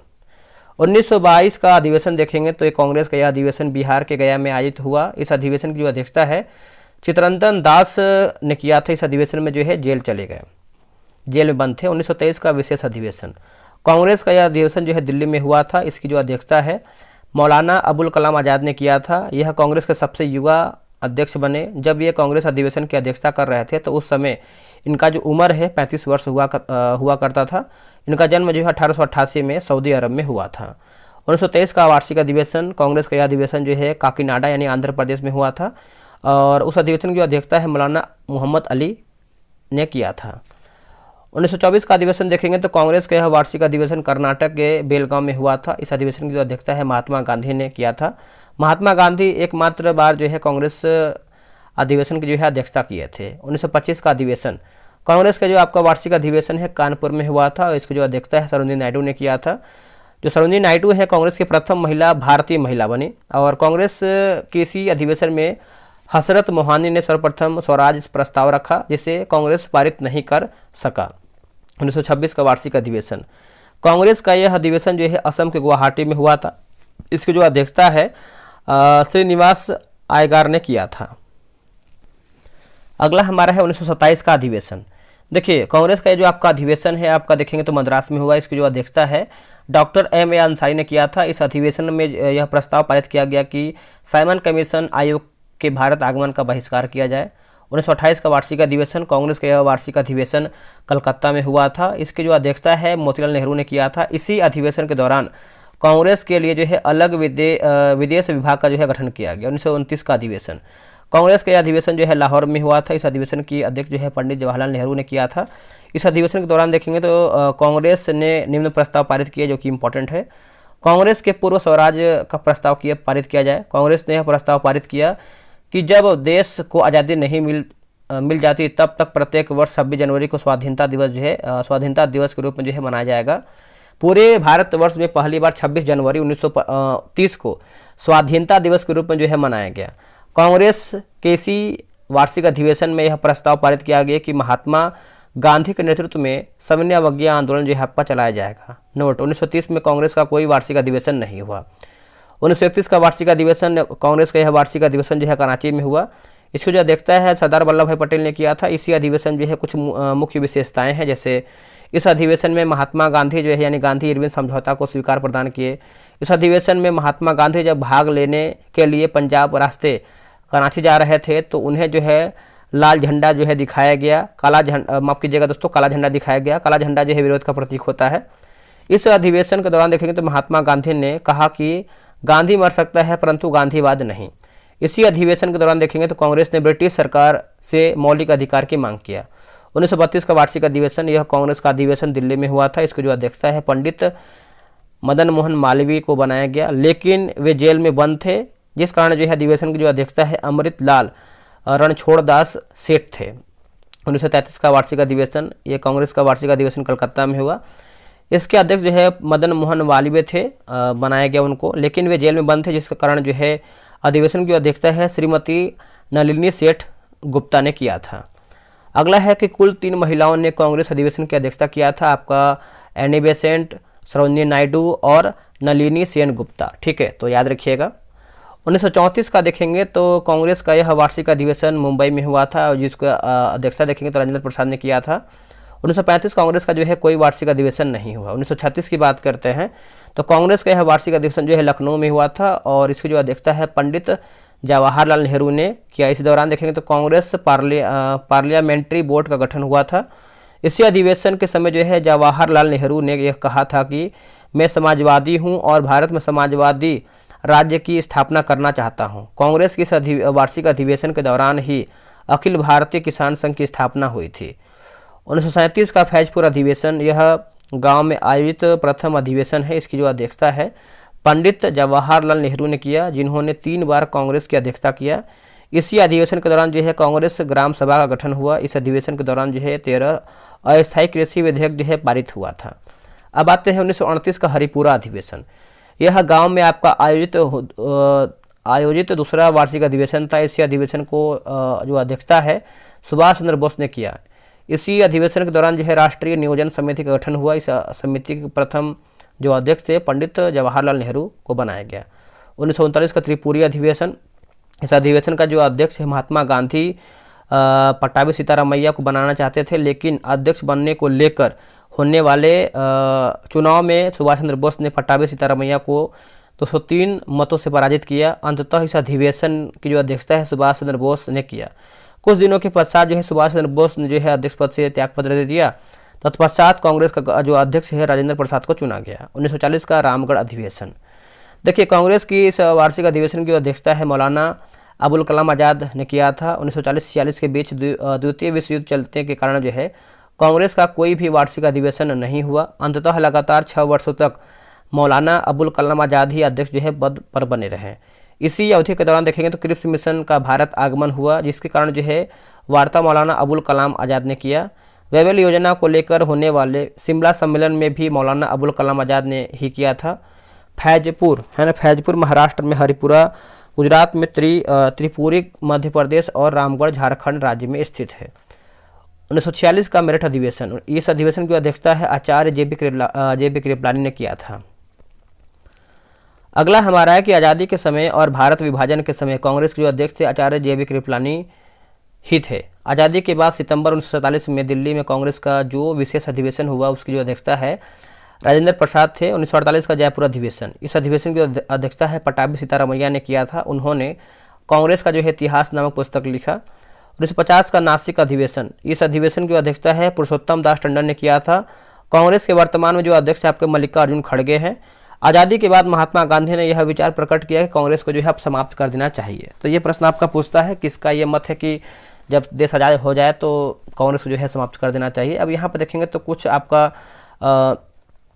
क्या दिया गया है, कांग्रेस से संबंधित कुछ विशेष जानकारियाँ हैं जो कि आपको जानना चाहिए और यही हमारा जो है आखिरी पेज है। देखिए कांग्रेस के एक वर्ष में एक बार होने वाला वार्षिक सम्मेलन की जो आलोचना करते हुए बाल गंगाधर तिलक ने कहा कि एक वर्ष में एक बार मेढक की तरह टरटराने से कुछ भी हासिल नहीं होने वाला है। कांग्रेस का वार्षिक अधिवेशन, कांग्रेस का वार्षिक सम्मेलन तो 3 दिन है ना, 3 दिनों का चलता था और इसकी आलोचना करते हुए अश्विनी कुमार दत्त ने कहा कि कांग्रेस का जो है सम्मेलन जो है 3 दिनों का तमाशा है। शुरुआती वर्षों में सिर्फ शिक्षित लोग ही कांग्रेस के सदस्य बन सकते थे। इसी को आलोचना करते हुए लाला लाजपत राय ने कहा कि कांग्रेस का वार्षिक अधिवेशन जो है शिक्षित भारतीयों के मेले का समान है। लाला लाजपत राय ने कांग्रेस को लेकर सेफ्टी बल्ब सिद्धांत दिया। कहा कि कांग्रेस लॉर्ड डफरिन का दिमाग का उपज है। बंकिम चंद्र चटर्जी ने कहा कि कांग्रेस के लोग जो है पदों के भूखे हैं, यानी भूखे राजनीतिज्ञ हैं। अरविंद घोष ने कहा कि कांग्रेस क्षय रोग से मरने वाली है। बिपिन चंद्र पाल ने कहा कि कांग्रेस का याचना संस्था की संज्ञा है, मतलब संज्ञा है। लॉर्ड डफरिन ने कहा कि लॉर्ड डफरिन ने यह कहकर कांग्रेस का मजाक उड़ाया कि कांग्रेस अल्प जनसंख्या अर्थात सूक्ष्मदर्शी जनसंख्या का प्रतिनिधित्व करने वाला संगठन है। लॉर्ड कर्जन ने कहा कि कांग्रेस की महल भड़बड़ा कर गिरने वाली है। हमारी इच्छा है कि कांग्रेस की मृत्यु में उसका जो है साथ दे सके। ठीक है, ये आपका आखिरी था। लॉन्ग वॉक टू फ्रीडम किसकी आत्मकथा है? लॉन्ग वॉक टू फ्रीडम किसकी आत्मकथा है? तो ये आपका है Nelson Mandela, option number C. इस पुस्तक वर्ष 1995 में लिटिल ब्राउन एंड कंपनी के द्वारा जो है प्रकाशित किया गया था। नेल्सन मंडेला इन्हें दक्षिण अफ्रीका के राष्ट्रपति के रूप में और रंगभेदी विरोधी आंदोलन के रूप में दोस्तों आपको जाना जाता है। इन्होंने 1994 से 1999 तक दक्षिण अफ्रीका के पहले अश्वेत राष्ट्रपति के रूप में दोस्तों कार्य किया था। भारत ने इन्हें जो है 1990 में भारत रत्न से सम्मानित किया है। पाकिस्तान ने इन्हें जो है 1992 में निशान ए पाकिस्तान से सम्मानित किया है। 1993 में इन्हें जो है नोबेल शांति पुरस्कार भी दिया गया था।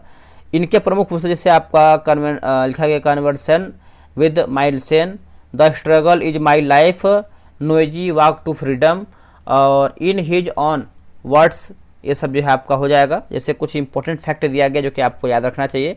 Stand to love, the trumpet of conscience, Martin Luther King और Gettysburg address, the suicide soliloquy, Abraham Lincoln, east west, the golden house जो है आपका Salman Rushdie, a nation of immigrants, why England slept जो है आपका स्लैब जो है John F Kennedy, Harry Potter and deathly हेरिलीज है ना, हेरिलीज जो है आपका जी के राउंडलिंग और राइटिंग फॉर माई लाइफ जो है आपका रस्किन बॉन्ड, सनराइज ओवर अयोध्या सलमान खुर्शीद और how to prevent the next pandemic ये आपका बिल गेट्स का हो जाएगा। कौन सी नदी पश्चिम की ओर नहीं बहती है? आंसर होगा गोदावरी, ऑप्शन नंबर बी होगा। देखिए बात करेंगे, गोदावरी नदी प्रायद्वीपीय भारत की सबसे लंबी नदी है जो पूर्व दिशा में प्रवाहित होते हुए बंगाल की खाड़ी में अपना मुहाना बनाती है। इसका उद्गम पश्चिम घाट की पहाड़ियों में स्थित त्रंकेश्वर नामक स्थान से होता है और दक्षिण भारत की सबसे लंबी नदी होने के कारण जो इसे दक्षिण की गंगा भी कहते हैं। इसका कुल लंबाई जो है आपका 1465 किलोमीटर है, याद रखिएगा। अगला आपका देखिए मिलान करके बताना है, मिलाते हैं इसको हम अच्छे तरीके से। देखिए किसी धर्म को राज्य की संरक्षण नहीं प्रदान करना, तो ये आपको हो जाएगा धर्मनिरपेक्ष। व्यक्ति जो अपनी ही जाति के सदस्य के हितों को सर्वोपरि समझता है, दोस्तों इसको जो है हम जातिवादी कहते हैं। सामाजिक और राजनीतिक क्षेत्र में ज़्यादातर हिस्सा महिलाओं के अधिकार और हितों को बढ़ावा देने पर जो है ये आपका हो जाएगा नारीवादी। एक समुदाय या धर्म के लोगों द्वारा दूसरे समुदाय या धर्म के विरुद्ध भेदभाव की अभिव्यक्ति जो है आपका सांप्रदायिक हो जाएगा, ऑप्शन नंबर ए सही होगा। अगला प्रश्न है कि स्वर्ण रेखा जो आपका स्वर्ण रेखा है किससे कहा जाता है? तो ये आपका हो जाएगा जूट को, ऑप्शन नंबर डी। जूट का उपयोग बोरी, चटाई, रस्सी, सूत, कालीन आदि में बनाने में काम आता है। इसका प्रमुख उत्पादक राज्य जो है आपका असम, मेघालय, पश्चिम बंगाल, उड़ीसा है। अगला है कि यह है ना दोस्तों यह फसल बाढ़ वाले मैदानों में जल निकास वाली उर्वरक मिट्टी में उगाई जाती है, जहां हर वर्ष बाढ़ से आई नई मिट्टी जो है जमा होती है। अगला है कि मानवाधिकार को समर्पित पहला टीवी चैनल किस शहर में जो है लॉन्च किया गया था? तो ये आपका लॉन्च हुआ था आपका लंदन में हुआ था, ऑप्शन नंबर बी। देखिए आप यहाँ पे देखिएगा तो आपका 16 जनवरी 2019 को जो है लंदन में लॉन्च किया गया था। इस चैनल को जो है international observatory of human rights इनके द्वारा जो है लॉन्च किया गया था। यह वेब आधारित चैनल 20 से अधिक देशों के जो है मानवाधिकार मुद्दों पर प्रोत्साहित एक तरीके से प्रोत्साहित कर देगा। अगला 1878 में इंपीरियल फॉरेस्ट रिसर्च स्कूल की स्थापना कहाँ पर किया गया था? तो ये आपका देहरादून में किया गया था, ऑप्शन नंबर सी। 1906 में ब्रिटिश सरकार ने वानिकी अनुसंधान को बढ़ावा देने के लिए इसका नाम जो है चेंज करके फॉरेस्ट रिसर्च इंस्टीट्यूट दोस्तों आपका रख दिया था। अगला प्रश्न है कि कल हम लोग सिनेमा देखने जा रहे हैं में कौन सा कारक है? तो ये आपको जगह अधिकरण हो जाएगा, ऑप्शन नंबर आपका सी सही होगा। ये सब आपका हिंदी क्वेश्चन है। ब्रिटेन की औद्योगिक क्रांति के 1840 के दशक तक निर्यात की प्रमुख वस्तु कौन सी थी? तो ये आपको हो जाएगा कपास, ऑप्शन नंबर बी। ब्रिटेन का कपास उद्योग जो 1840 के दशक तक औद्योगिकरण के पहले चरण में सबसे बड़ा जो है उद्योग बन चुका था। इसके बाद लोहा और स्टील उद्योग जो है आगे निकल गए। 1840 के दशक के जो है दशक से इंग्लैंड में और 1860 के दशक से इसके उपनिवेशों में जो है रेलवे का विस्तार होने लगा और फलस्वरूप लोहे और स्टील की जो है ज़रूरत तेजी बढ़ गई। 1873 तक ब्रिटेन के लोहा और स्टील निर्यात का मूल्य जो है लगभग 7.7 करोड़ पाउंड हो गया था। यह राशि इंग्लैंड के कपास निर्यात के मूल्य को जो है दुगुना करता है। अगला हमारा क्वेश्चन क्या है देखेंगे हिंदी का। बोला कि धेनु, सुरभि और पर्यस्विनी जो है किसका पर्यायवाची है? तो ये आपका गाय का हो जाएगा, ऑप्शन नंबर देखेंगे 55 का, तो ए जो है सही होगा। सर्वाधिक प्रत्यास्थ कौन सी वस्तु है? तो ये आपका स्टील हो जाएगा, ऑप्शन नंबर बी। देखिए प्रत्यास्था वस्तु का वह गुण होता है जिसके कारण जो है उस वस्तु पर लगाए गए निरूपित बल के द्वारा उत्पन्न आकार अथवा आकृति के परिवर्तन का विरोध करती है। एक जैसे ही वस्तु से यह निरूपक बल हटा दिया जाए तो अपनी वस्तु प्रारंभिक अवस्था में लौट आती है। सर्वाधिक प्रत्यास्था वाला पदार्थ आपका जो है स्टील होता है। अगला हमारा कि काला पानी विवाद किस देश के बीच जो है विवादित है? तो ये आपको हो जाएगा भारत नेपाल। वर्ष मई 2020 में नेपाल ने एक नया राजनीतिक मानचित्र जारी किया जिसमें न केवल काला पानी बल्कि उत्तराखंड के लिम्पियाधुरा और लिपुलेख क्षेत्र पर दावा किया, जिस कारण जो है भारत में कूटनीतिक आक्रोश फैल गया तथा दोनों देशों के बीच जो है संबंध में विवाद जो है उत्पन्न हो गया। और काला पानी उत्तराखंड की घाटी है जिसे भारत द्वारा पिथौरागढ़ जिले के हिस्से के रूप में जो है प्रतिबंधित किया जाता है। 1816 में नेपाल साम्राज्य और ब्रिटिश भारत ने सुगौली की संधि पर हस्ताक्षर किए जिसने काली नदी को भारत के साथ नेपाल की पश्चिमी सीमा के रूप में स्थापित किया था। भारत सरकार के अनुसार सीमा काला पानी से शुरू होती है जहां से नदी की शुरू होती है, वहीं नेपाल जो कि लिम्पियाधुरा से नीचे की ओर पूरे खंड के पूरब से पहाड़ी में स्थित एक उच्च भूभाग तक जो है स्वामित्व का दावा करता है। आगे हमारा है कि काली नदी की काली नदी को उत्तराखंड में शारदा नदी या फिर काली गंगा के नाम से जानते हैं, या आप अच्छे से याद रखिएगा। अगला है कि प्रांकुर है ना, प्रांकुर एवं मूलांकुर किससे आपका संबंधित है? ये आपका किससे संबंध रखता है? तो देखिए ऑप्शन नंबर जो है आपका ए सही हो जाएगा, बीज से संबंध है। देखिए बीज की सबसे बाहरी भित्ति को बीजावरण कहा जाता है। बीजावरण दो अवस्थाओं है ना, अध्यावरणों का बना होता है। बाहरी खोल को बीज चोल तथा अंदर खोल का जो कि टैगमेन कहा जाता है।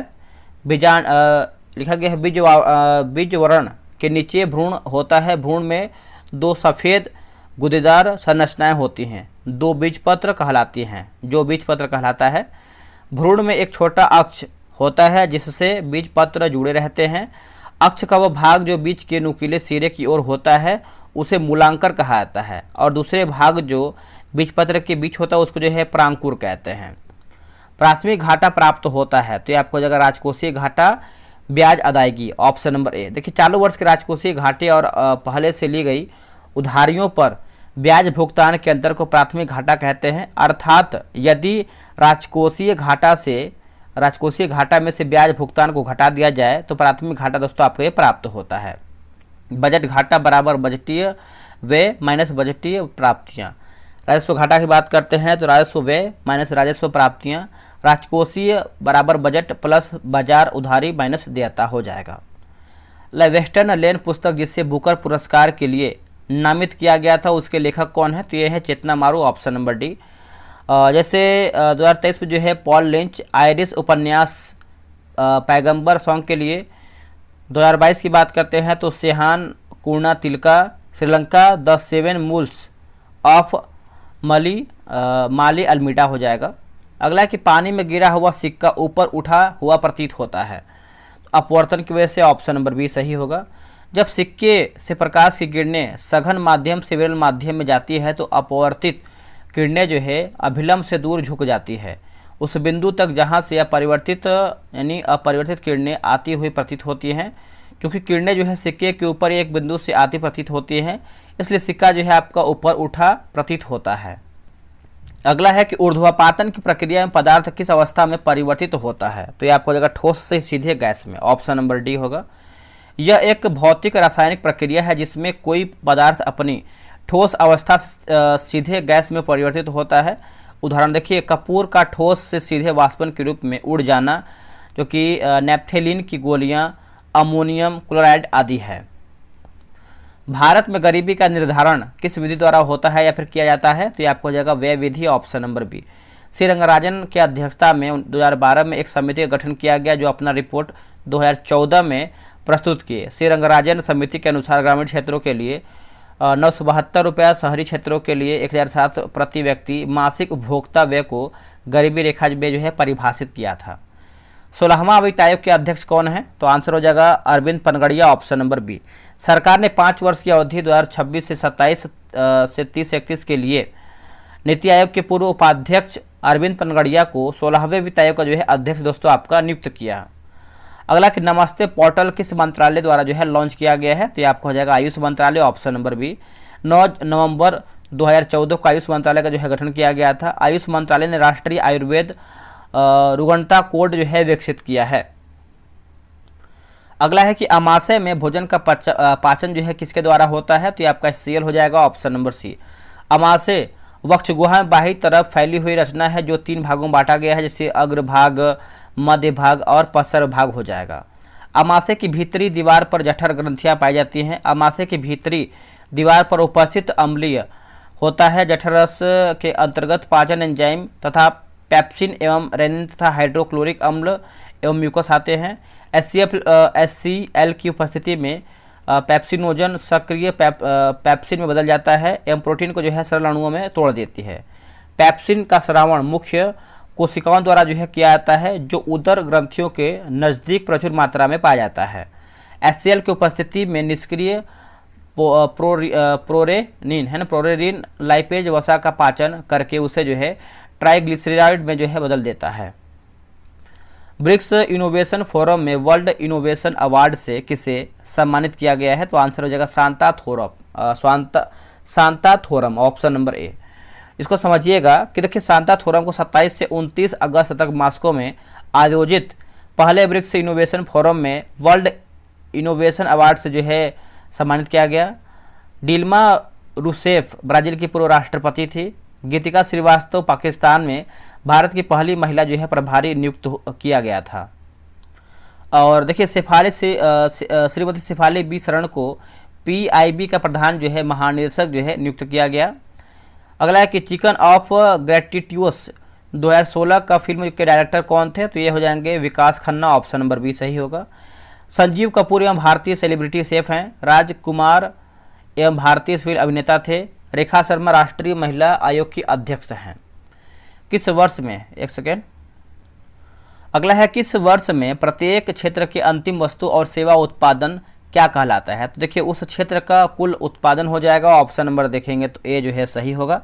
अगला हमारा क्वेश्चन है कि सौर ऊर्जा से बल्ब जलाने हेतु परिवर्तित ऊर्जा होती है, तो सौर ऊर्जा से विद्युत ऊर्जा हो जाएगा, ऑप्शन नंबर देखेंगे तो ए होगा। देखिए सौर ऊर्जा जो है फोटोवोल्टिक, यह एक उपकरण है जो इलेक्ट्रॉनिक प्रक्रिया के माध्यम से सूर्य के प्रकाश से जो सोलर सेल को सिलिकॉन या अन्य अर्धचालकों उपकरण से बना होता है जो सूर्य के प्रकाश के संपर्क में आने पर विद्युत ऊर्जा उत्पन्न करता है।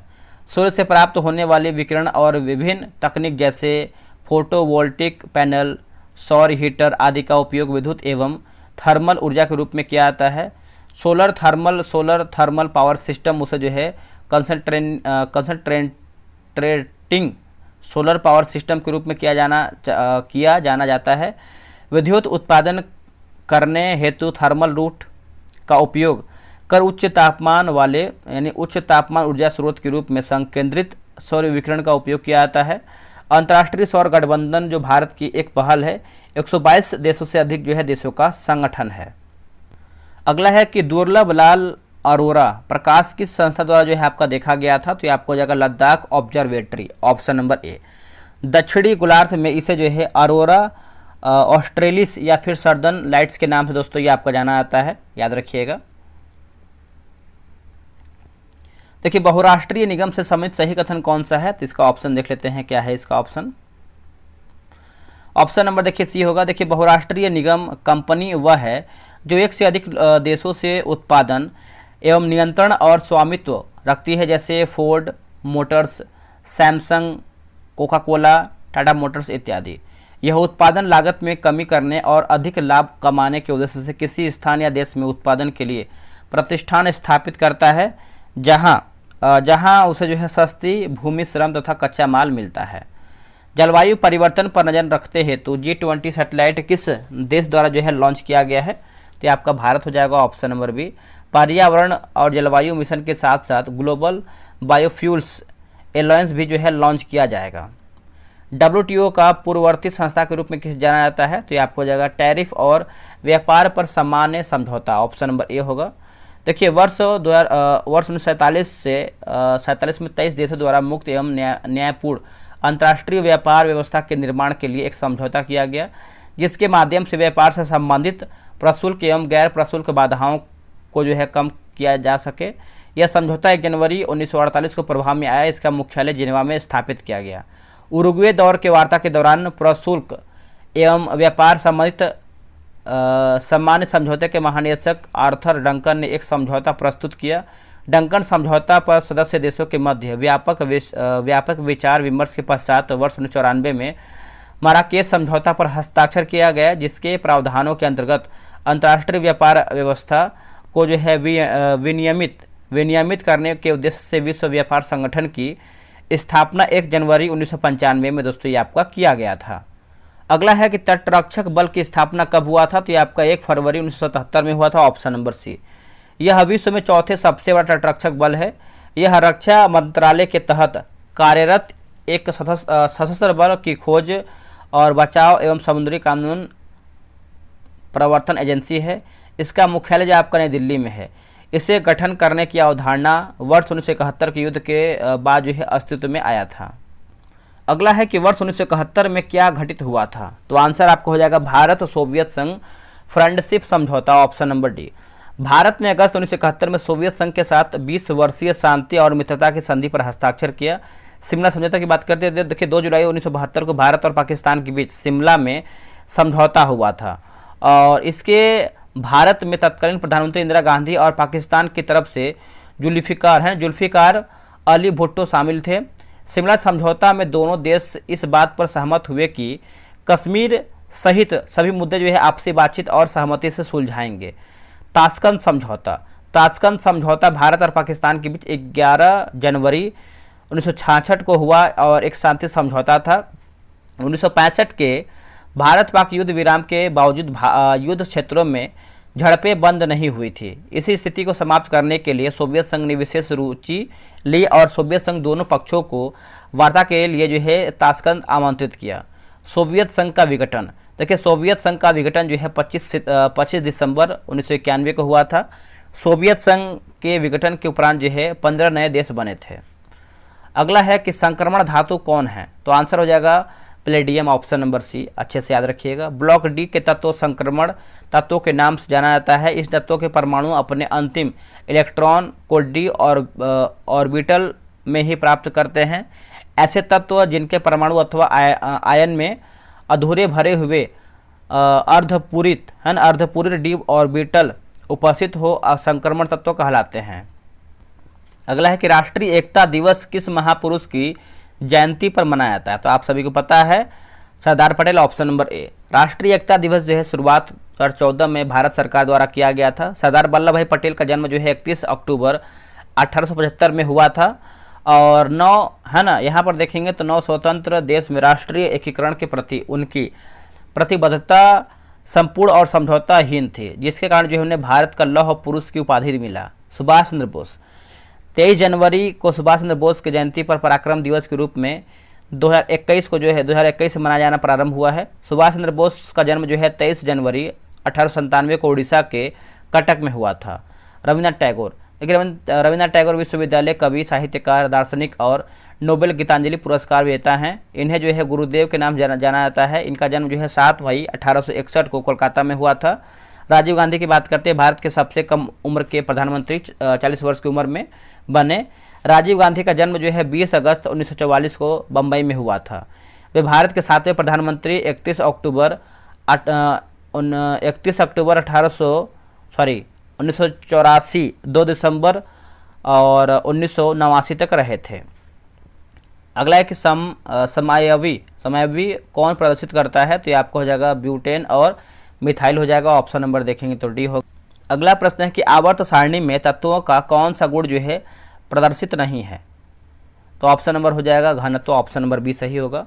देखिए परमाणु त्रिज्या की बात करते हैं तो किसी तत्व की बाह्यतम कक्षा और उसके नाभिक के केंद्र के बीच की दूरी को परमाणु त्रिज्या कहते हैं। आयनिक त्रिज्या, किसी आयन की त्रिज्या उसके नाभिक से वह दूरी जहाँ तक उसकी नाभिक का प्रभाव इलेक्ट्रॉन पर पड़ता है। विद्युत ऋणात्मकता, किसी अणु के परमाणु से संबंधित इलेक्ट्रॉन युग्म को अपनी ओर आकर्षित करने की जो प्रवृत्ति रहती है उसे जो है विद्युत ऋणात्मक कहते हैं।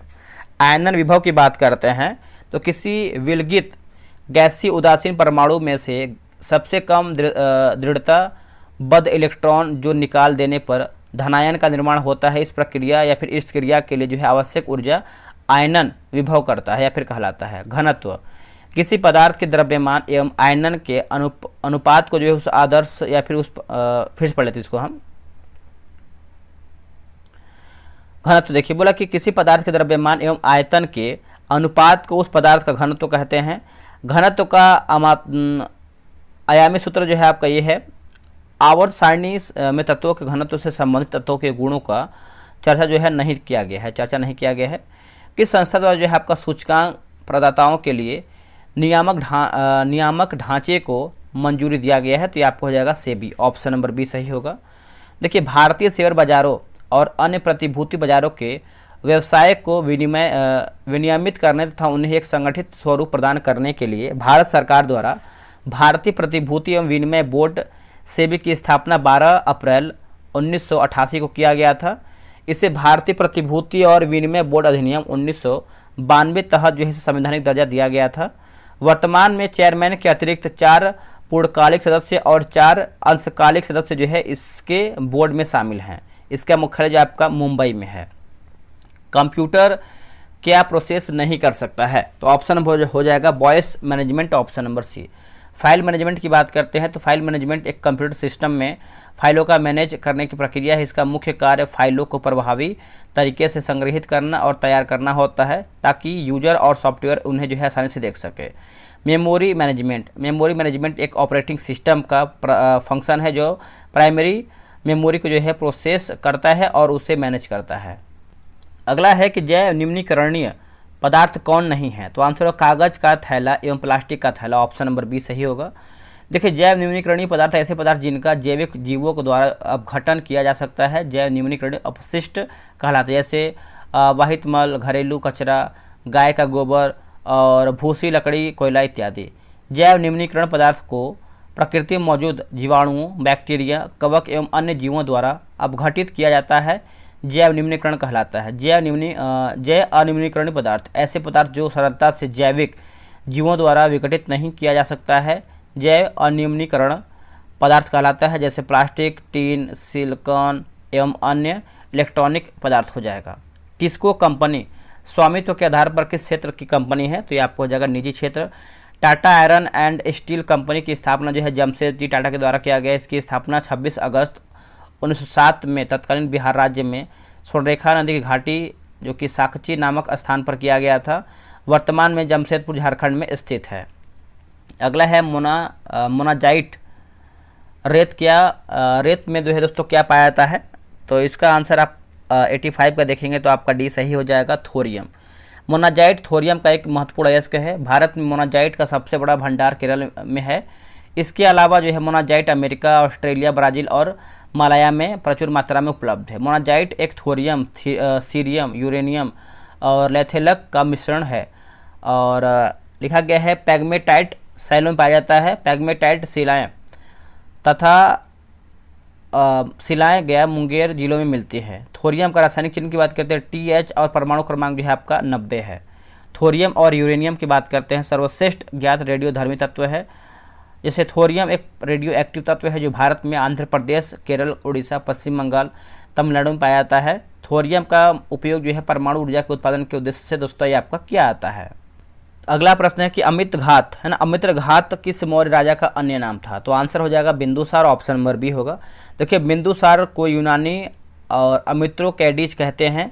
वायु पुराण में बिंदुसार का नाम जो है भद्रसार मिलता है। जैन साहित्य में सिंहसेन, सिंहोसेन कहा गया है। बिंदुसार ने दिव्यावदान में तक्षशिला में हुए विद्रोह को दमन के लिए अपने पुत्रों क्रमशः अशोक और सुसीम को भेजा था। अगला प्रश्न है कि साबुन के साबुनीकरण से क्या बनता है? ऑप्शन नंबर हो जाएगा लिखा गया है कार्बोक्जिलिक एसिड हो जाएगा, कार्बोक्जिलिक एसिड हो जाएगा, ऑप्शन नंबर डी होगा। कार्बोक्जिलिक एसिड सोडियम एवं पोटेशियम लवण से निर्मित है। और साबुन का आयनिक भाग जल से, जबकि कार्बन श्रृंखला तेल से पारस्परिक क्रिया करती है। इस प्रकार साबुन के अणु विषैली संरचना तैयार करते हैं, जहां अणु का एक हिस्सा तेल कण की ओर तथा आयनिक सिरा जो है बाहर की ओर होता है। इससे जो है पानी में इमल्सन बनता है। इस प्रकार साबुन का मेल को पानी बाहर निकलने में मदद करता है और हमारे कपड़े जो है साफ हो जाते हैं। बोला कि एस्ट्रोसैट किस देश द्वारा जो है लॉन्च किया गया है? तो ये आपको हो जाएगा अपना भारत, डी सही होगा। इसे सतीश धवन अंतरिक्ष केंद्र श्रीहरिकोटा से PSLV C-30 रॉकेट द्वारा जो है 30 सितंबर 2015 को 15 से 15 किलोमीटर के उत्पादन है ना, 15 से 15 किलोमीटर उत्पादन यहाँ पर द्रव्यमान के साथ 650 किलोमीटर 6 डिग्री झुकाव वाली कक्षा में प्रक्षेपित किया जाता है या फिर किया गया है। राष्ट्रपति प्रधानमंत्री की नियुक्ति किस व्यक्ति को करते हैं? आंसर हो जाएगा लोकसभा में बहुमत प्राप्त दल के नेता, ऑप्शन नंबर आपका सी सही होगा। अनुच्छेद 75 का 1 के अनुसार राष्ट्रपति लोकसभा में बहुमत जो है प्राप्त दल के नेता को प्रधानमंत्री नियुक्त करता है। परंतु यदि लोकसभा में कोई भी दल स्पष्ट बहुमत न हो तो राष्ट्रपति प्रधानमंत्री की नियुक्ति में अपने वैयक्तिक विवेक स्वतंत्रता का प्रयोग कर सकता है। इसी स्थिति में राष्ट्रपति सामान्यतः जैसे सबसे बड़े दल अथवा गठबंधन के नेता को प्रधानमंत्री नियुक्त करता है और उसे 1 माह के भीतर सदन में विश्वास मत जो है हासिल करने को के लिए कहता है। अगला है कि कौन रासायनिक समीकरण संतुलन नहीं है? तो ऑप्शन नंबर ए सही हो जाएगा। देखिए रासायनिक सूत्र के द्वारा रासायनिक अभिक्रियाओं की अधिक संक्षिप्त रूप से दर्शाया जाता है और यदि रासायनिक अभिक्रिया एक संतुलित समीकरण द्वारा व्यक्त किया जाता है तो पदार्थों के अपेक्षित रासायनिक गुण वास्तविकता के करीब प्रतीत होती है। संतुलित रासायनिक अभिक्रिया, देखिए द्रव्यमान संरक्षण के नियम के अनुसार द्रव्यमान का न तो निर्माण होता है न ही विनाश, अर्थात किसी भी रासायनिक अभिक्रिया के उत्पादन तत्वों का कुछ द्रव्यमान अभिकारक तत्वों के कुल द्रव्यमान के बराबर होता है। रासायनिक समीकरण को अधिक सूचनापूर्ण बनाने के लिए अभिकारकों तथा उत्पादों के रासायनिक सूत्र के साथ उनकी भौतिक अवस्था को भी दर्शाया जाता है। अभिकारकों तथा उत्पादों के गैस, जल, द्रव्य, ठोस अवस्थाओं को दर्शाया जाता है। अभिकारक या उत्पाद जब जल में ठोस के रूप में उपस्थित होते हैं तो एक यूँ लिखा जाता है। असहयोग आंदोलन को गांधी जी द्वारा जो है क्यों वापस लिया गया था? तो आंसर हो जाएगा 1922 का चौरी चौरा कांड हो जाएगा, ऑप्शन नंबर डी हो जाएगा। 4 फरवरी 1922 को गोरखपुर जिले के चौरी चौरा नामक स्थान पर असहयोग आंदोलनकारियों ने क्रोध में आकर थाने में आग लगा दिया, जिससे एक थाने में 21 सिपाहियों की मृत्यु हो गई। इस घटना में दुखित होकर गांधी जी ने 12 फरवरी 1922 को असहयोग आंदोलन को जो है स्थगित कर दिया। इस घटना के समय जो है गांधी जी बारदोली में थे। अगला है कि 360 डिग्री मूल्यांकन प्रणाली पहल को किसने जो है अपनाया है? तो आंसर हो जाएगा भारतीय सेना, ऑप्शन नंबर बी। 360 डिग्री मूल्यांकन प्रणाली कई विधियों पर आधारित है। रेटिंग स्केल विधि और रैंकिंग पद्धति, फ्री फॉर्म विधि और वार्ष विधि गोपनीय रिपोर्टिंग पद्धति। भारतीय वायुसेना दिवस 8 अक्टूबर को हर साल मनाया जाता है। भारतीय थल सेना 15 जनवरी को हर साल मनाता है। वर्तमान में थल सेना प्रमुख जो है उपेंद्र द्विवेदी हैं। भारतीय तटरक्षक बल दिवस जो है 1 फरवरी को हर साल मनाते हैं।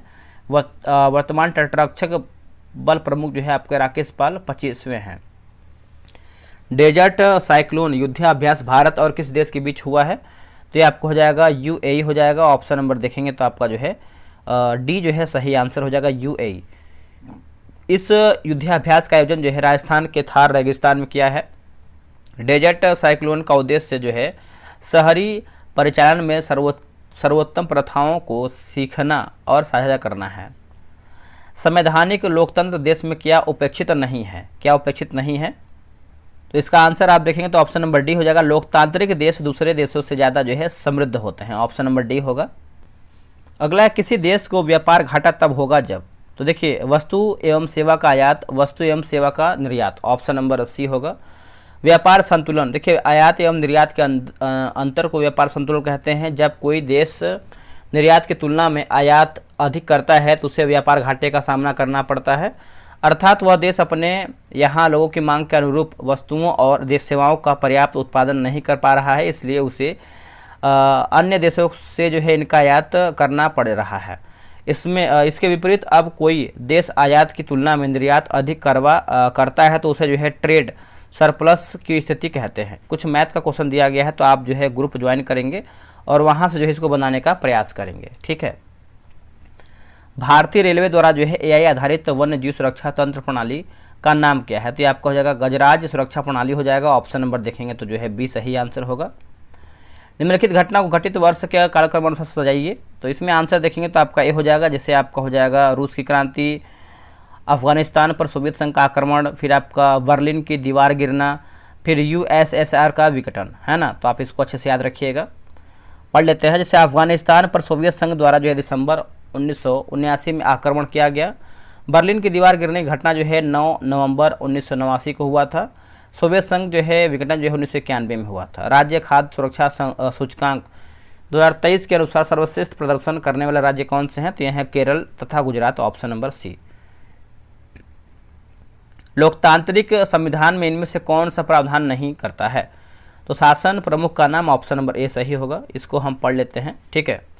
देखिए, लोकतंत्र सरकार का एक ऐसा रूप है जिसमें शासकों का चुनाव लोग करते हैं, अतः लोकतांत्रिक संविधान में किसी शासन प्रमुख का नाम नहीं होता है। प्रधानमंत्री सरकार का प्रमुख होता है और दरअसल सरकार की ओर से अधिकांश अधिकार को इस्तेमाल वही करता है। किसी भी देश में कानून बनाने का सबसे बड़ा अधिकार संसद को होता है। कानून बनाने की विधि निर्माण का यह काम इतना महत्वपूर्ण होता है कि इन सभाओं को जो है विधायिका कहते हैं।